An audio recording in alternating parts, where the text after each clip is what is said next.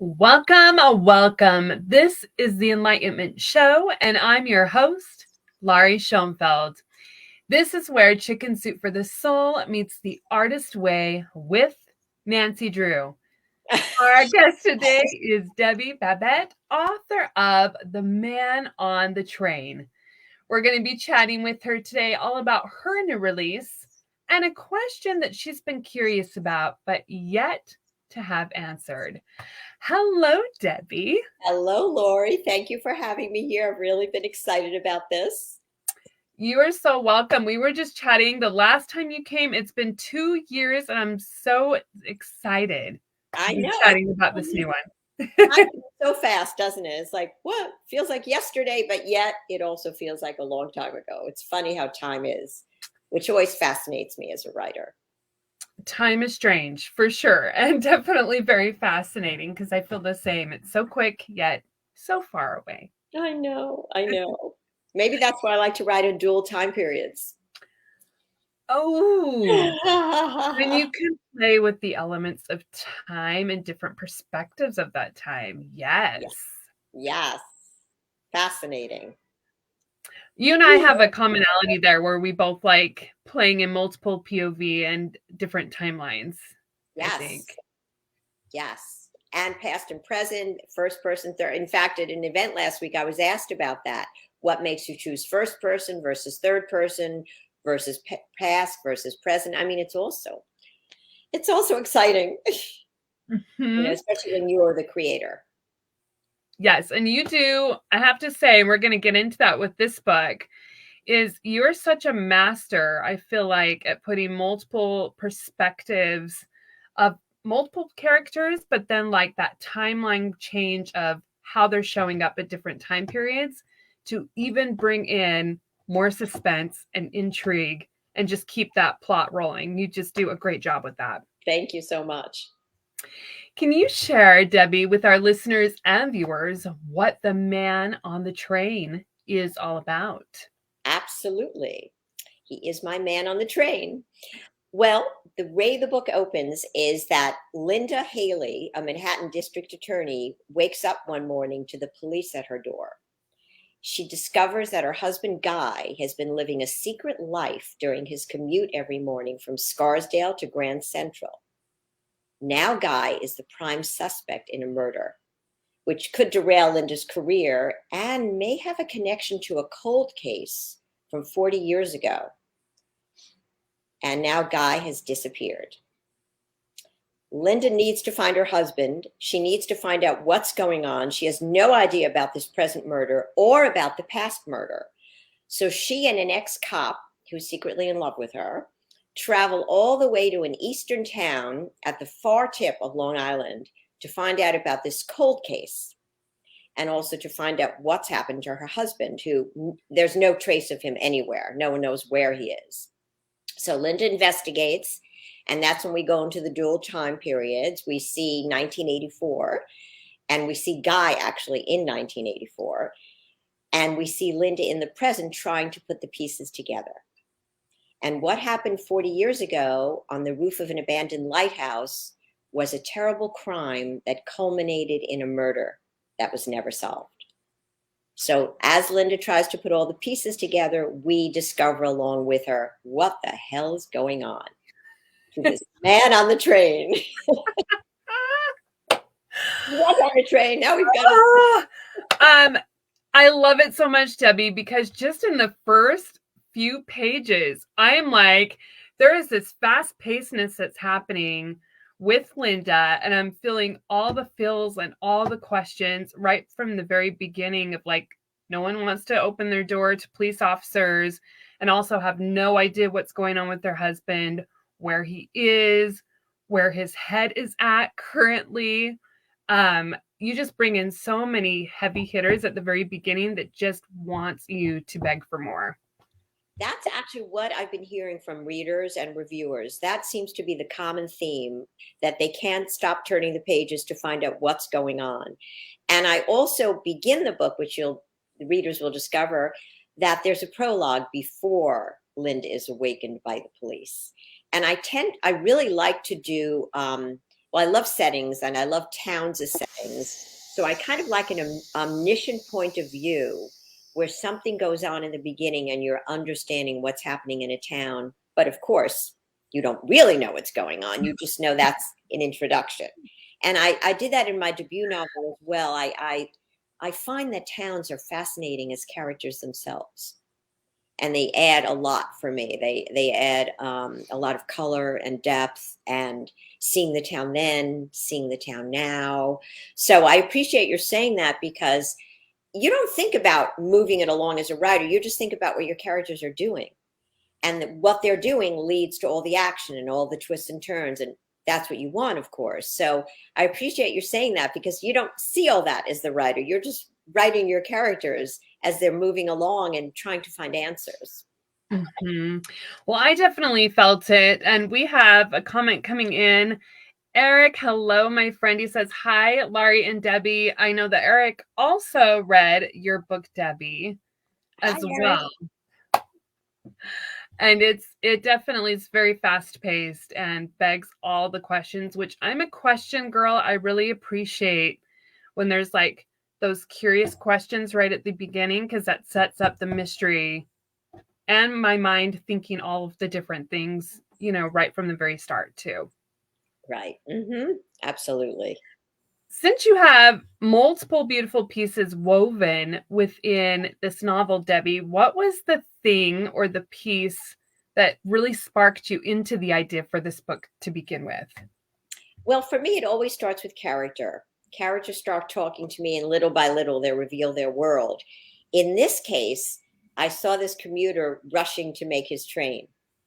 And firstly, I love train thrillers, and I think that's part of the reason the book's considered a Hitchcockian thriller, is that Hitchcock, of course, loved setting a lot of his films on trains, and there's something about trains. And so I see him running for this train, and all sorts of things are happening. And I know he's married, and I know he has a job that he hates, and he's, feeling at the end of his rope, and he's taking the same commute every day. But there are little hints here and there that there may be more to the story. There may be something in the past, which there always is in a thriller. And you get a little shading of that. But that was my feeling. And I knew that this character, Guy Kingship, I knew that I saw him in action, in movement all the time. So for me, it wasn't just the movement of the train, but it was this character moving. He was never really static. So that helped me a lot. And then once he was on the train, and then one day a beautiful woman sits down next to him, it all seemed to just follow from there. Mm-hmm. I loved the train and the whole feel of like the story building with the train. But I like what you mentioned there, Debbie, of so there's that train so there's movement with the train, but also there's this quickness with his character. And so between both of them and the setting's moving and has its own character arc with the train, so does Guy's story and the mystery behind him as well. Right, exactly. And it's interesting you brought up the train. There's a scene on the train where he's explaining to this woman he meets where you have to stand for each different train, and where you need to be on the platform, where to get the best seat, and which car to go into. And at this event last week, a woman said to me, "So you did a lot of research, and you seem like you're a real commuter, and you've taken that ride many times, haven't you, from Scarsdale to Grand Central?" And I said, "I do a lot of research." People ask me the same thing about my first book, as it takes place in the South. I do a lot of research, and I use my imagination. Not that I can't stand on the platform and take that train. And a lot of writers do work that way. They actually like to physically be where you need to be. But for me, once I do the research and my imagination takes over, it gives a lot more color for me. It's kind of a mystery in that I don't need to be there, but I can add little touches from my Mhm. imagination. So, and there's something about a commuter train that everyone's always taking. And also, the idea about a train, most of the passengers are strangers, like strangers on a train. A commuter is one of the few trains where your fellow commuters. So it's different. And that's why when somebody sits down next to Guy, that's a big change, because he doesn't remember having seen her before.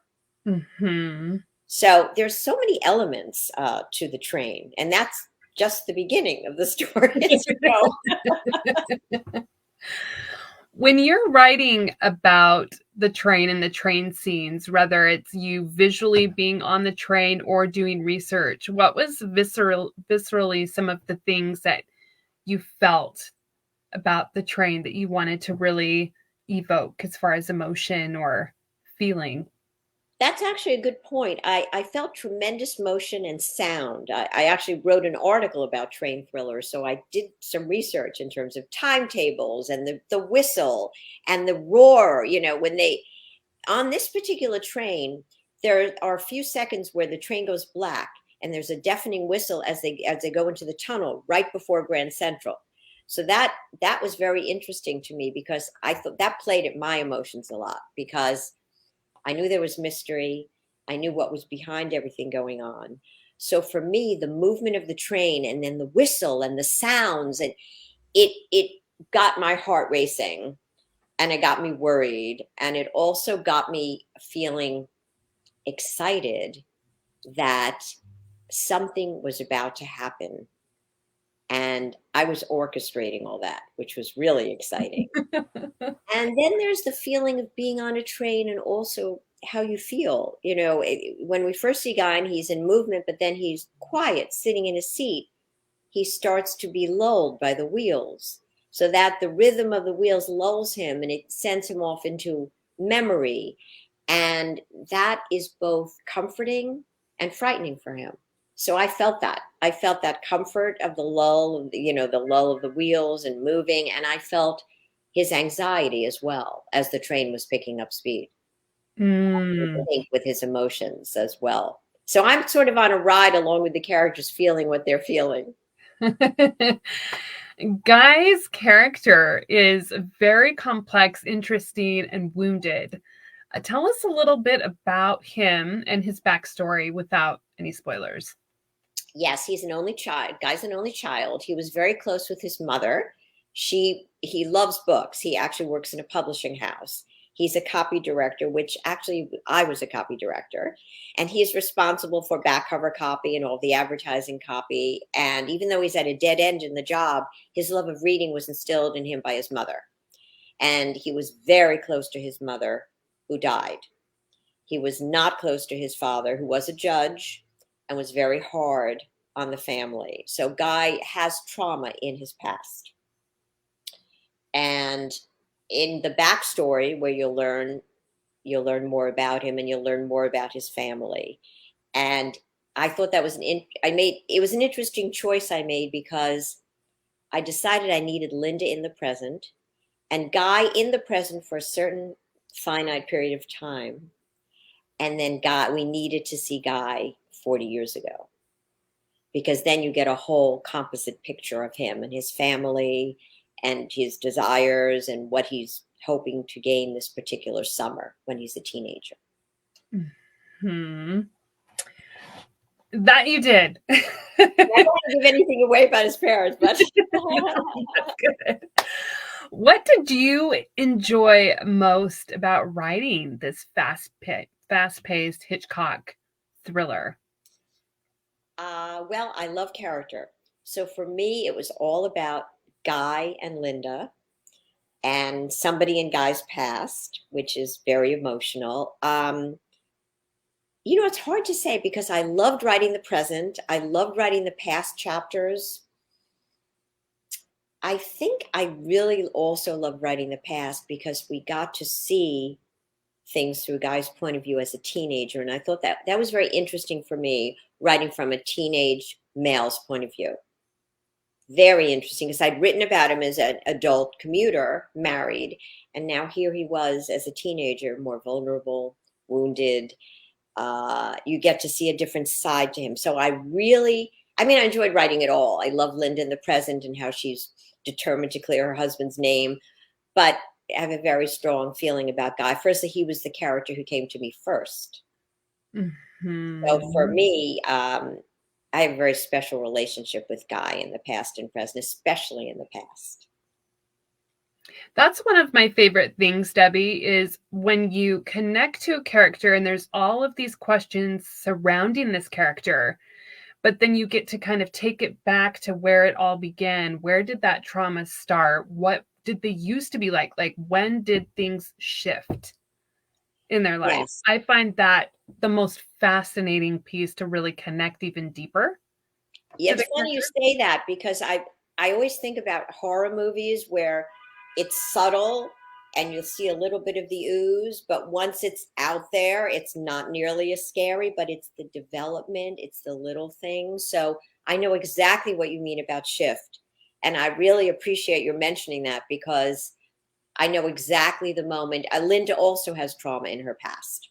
So I know the exact moment in each of their lives when these shifts occurred. And that fascinates me because then the aftermath and what Mhm. does it mean as they grow into adults with these mysteries, with things that are maybe not solved.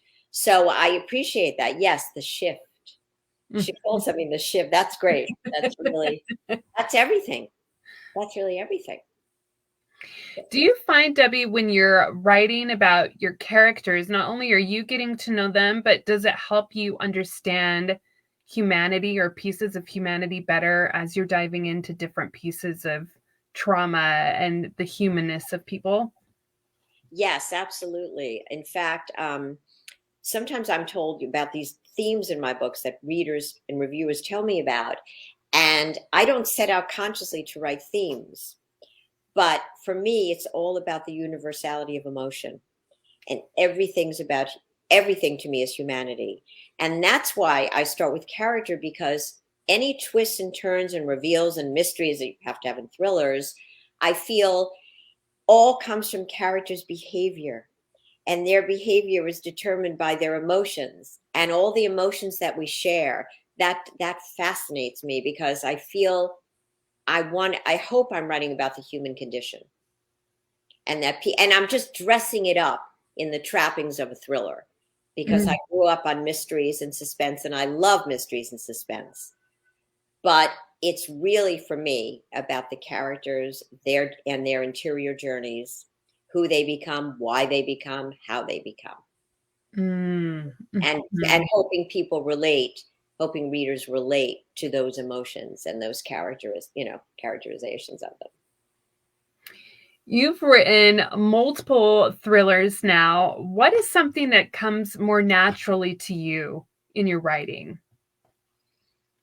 Well, because I start with character, every book is different, of course. But I think I trust more with each book.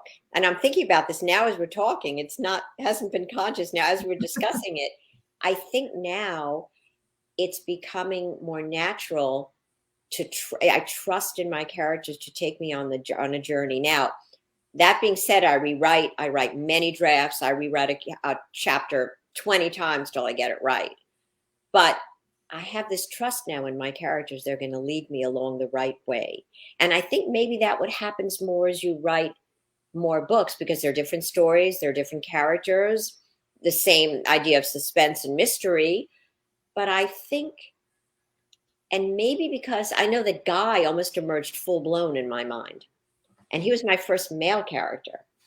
And so that's interesting. He actually was in my mind for a bit. So I think I really trusted that he was going to take me to the right place. And then, of course, Linda came along and she became a strong voice for me. And I trusted her too. So, yeah, I think you start to trust more. That's something that now I'm going to think about all this. I love one of the fun things about having an interview. It's like when you talk to each other, you're also learning new pieces about yourself too, which is always Amazing. fascinating. Yes, absolutely. Absolutely. And you ask such great questions. You bring these things out. I remember from our last interview. Very Thank you, Debbie. intuitive, very, yes. I appreciate that, Lori. You're so welcome. You mentioned this before with the train, and I loved this piece, but I really enjoyed that Guy, when he gets on the train, people know his name and there's frequent passengers. Is there a spot where you're often known by your first name and you visit frequently? Oh my goodness. Ah, well, at the gym, they all know me by my first name. And restaurants I go pretty much everywhere I go. And sometimes they don't even ask me my last name. Like even if I make a reservation, they just say Debbie. But yeah, I think I'm always known by my first name wherever I go. That's interesting. I mean, I haven't taken a commuting train. That I haven't done. But yes. And Debbie, not Deborah, which is my real name. Hmm. I did like, though, how you did put in the book, Debbie, how with the commuter, it's different, that it's not strangers. So you have that frequency of people knowing each other's faces. I really enjoyed that dynamic a lot. Yeah, it's something different. It's you don't Mhm. see it in many train thrillers. When I was researching train thrillers from the Crime Reads article, of course the queen of all train thrillers, which I won't give away because of passengers knowing or not knowing each other, but nowhere are do they know each other except on a Mhm. commuter train. So, and there's so many commuter trains, different lines all the time. And sometimes in Grand Central, I did go to Grand Central to do a little research. I walked around and actually saw somebody talk to someone else who was going to another track saying, "You were on my other train this morning. Do you usually take that train?" They had this whole conversation and said, "I remember you." And the person was a little off at first, but then realized you remembered her from the train. So, and people tend to take the same train in the morning, and you often see the same commuters on the train in the evening. It's interesting, and it's very different from not knowing anyone on a train. Mhm. Very different. You know, it Mhm. makes the ride go faster. You might talk. Some people don't talk. The first name basis is fine, but they all know the first rule of commuting is you don't ask too many questions. You don't get too intimate. You might talk sports, or you might make a friend. You never know. But basically, there are these rules of commuting.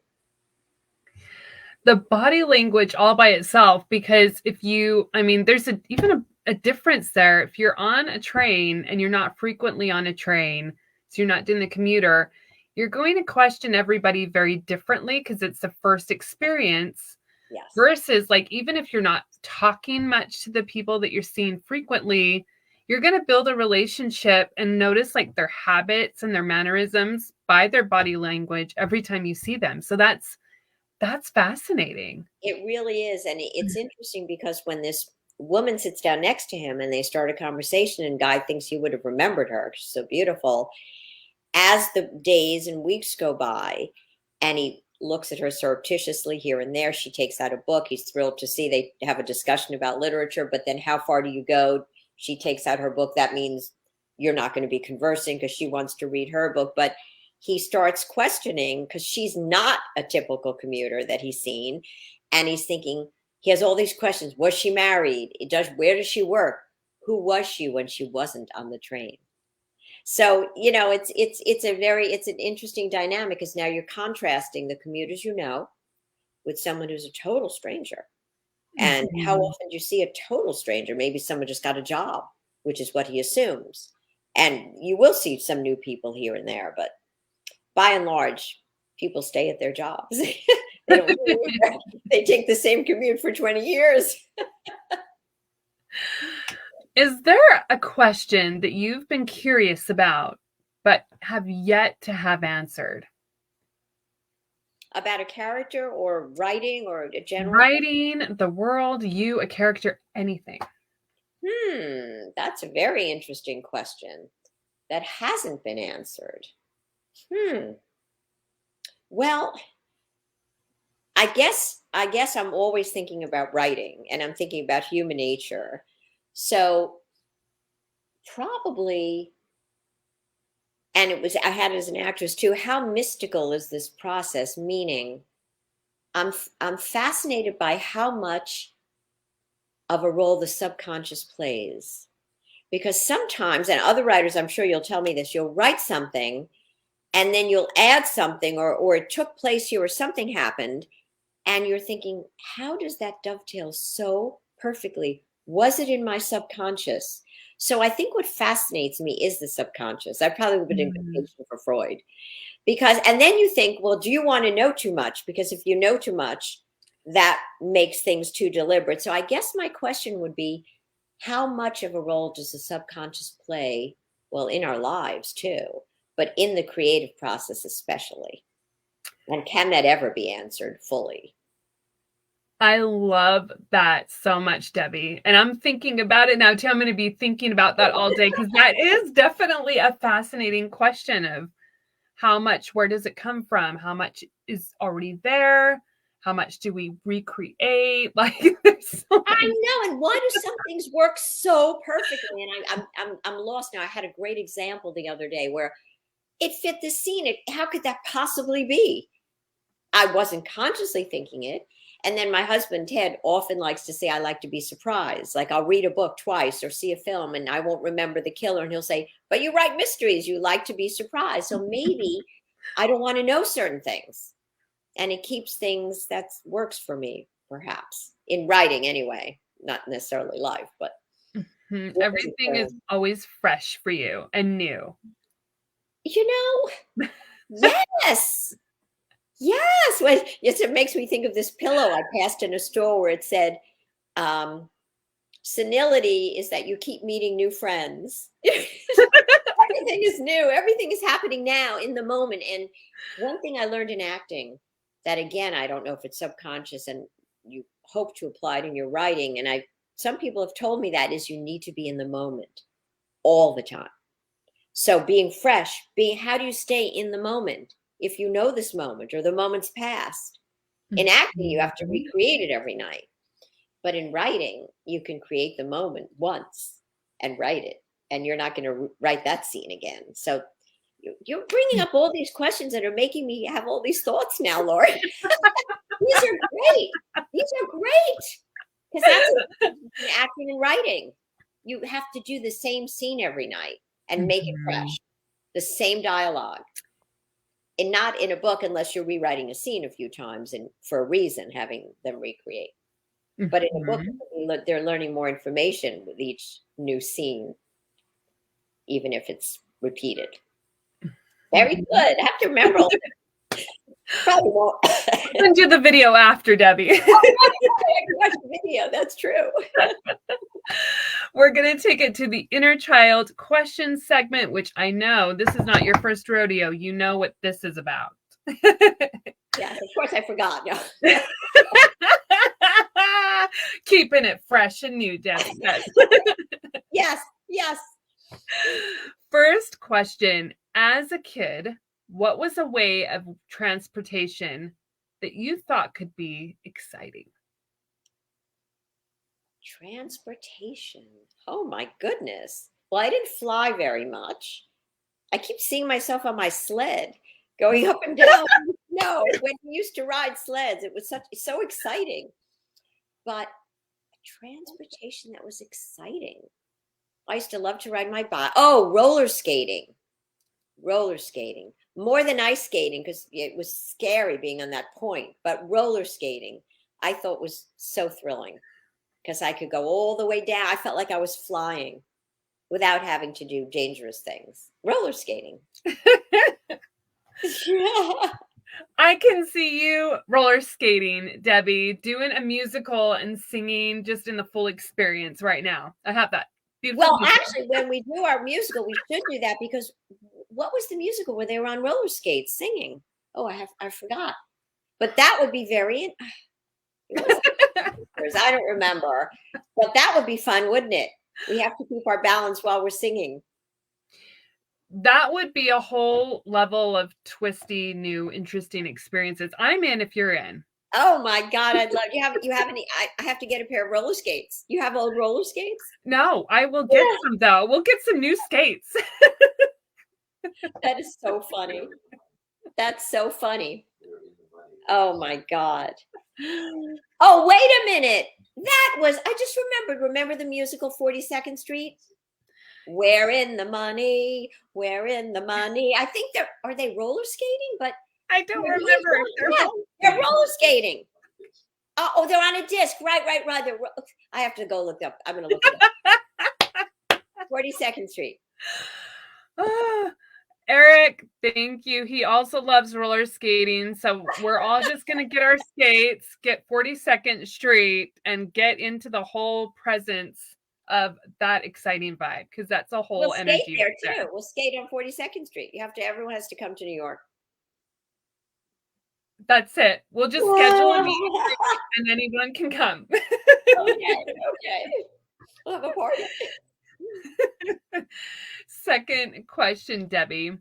If you had to choose a headline that was suspenseful about your adolescent years, what would it be? Oh my God. Did you ask me this 2 years ago? No. Oh my God. A headline. And I wrote headlines as a copy director. To describe my adolescence, did you say? Mm-hmm. Oh my goodness. Um, well, I always wanted to escape the world I lived in. I never liked pop culture. I liked all the old movies and all the old stuff. So Debbie time travels.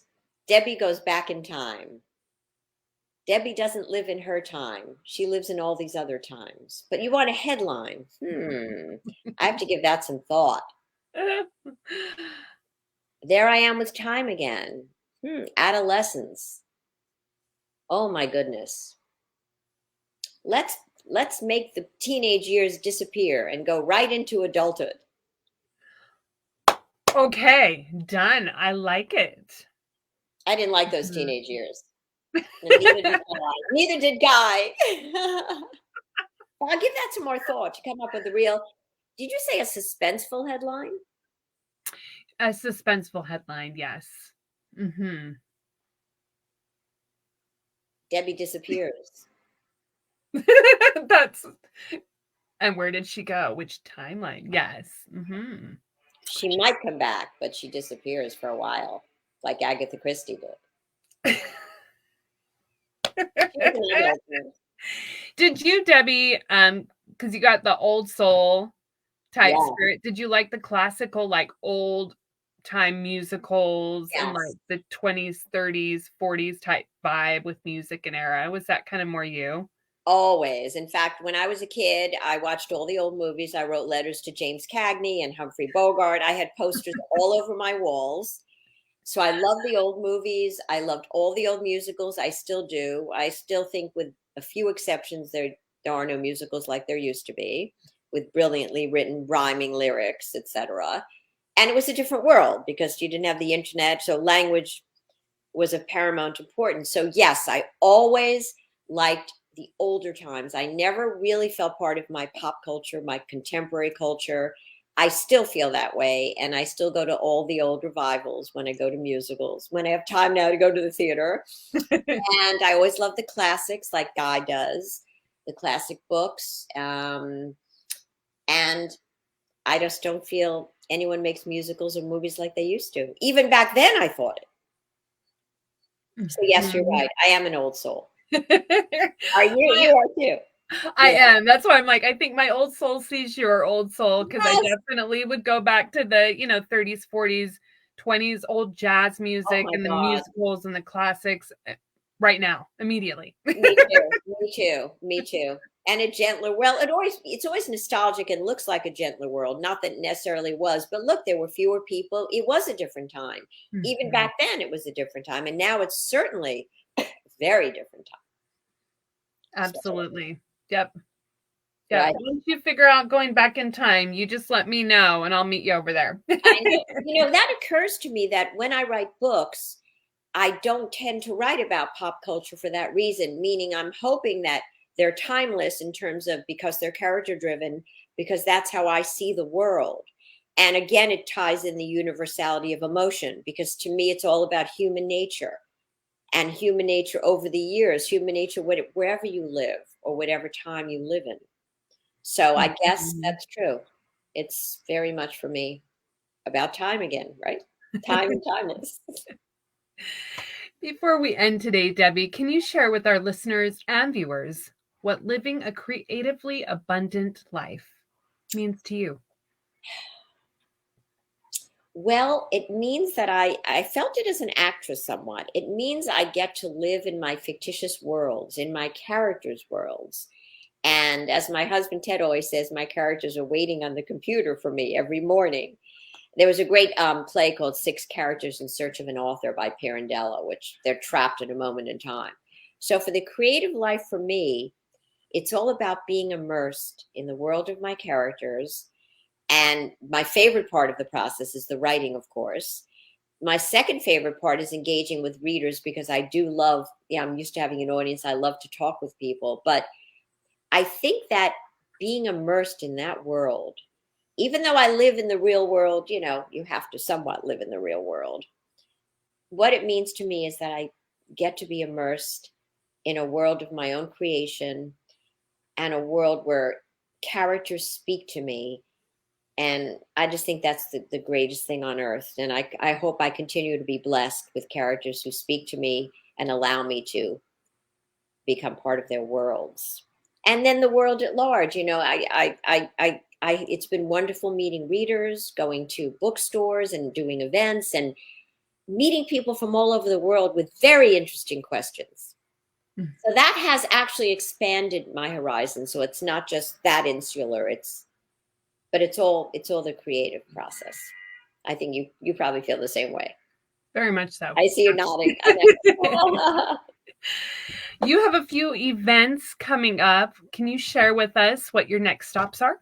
Yes. Tomorrow I'm going to be speaking at the Little Russian Church outside of Russia, Rokor, in my neighborhood, hosted by the Carnegie Hill Neighbors on 93rd and Madison, where unlike my event at the corner last week where it was a launch and I read from the book and we had a Q&A, I will be in conversation with another author and we will be discussing everything from inspiration to publication. So that should be interesting. And then I'm going to be doing book signings at bookstores, Barnes & Nobles in Westport, Barnes & Nobles all over the city. Going to be in conversation at the Mysterious Bookshop on June 19th with A.J. Finn, whose new book just came out, The End of Story. And I'm going to be doing a book tour in the Hamptons because The Man on the Train is partially set in a fictitious town based on Montauk.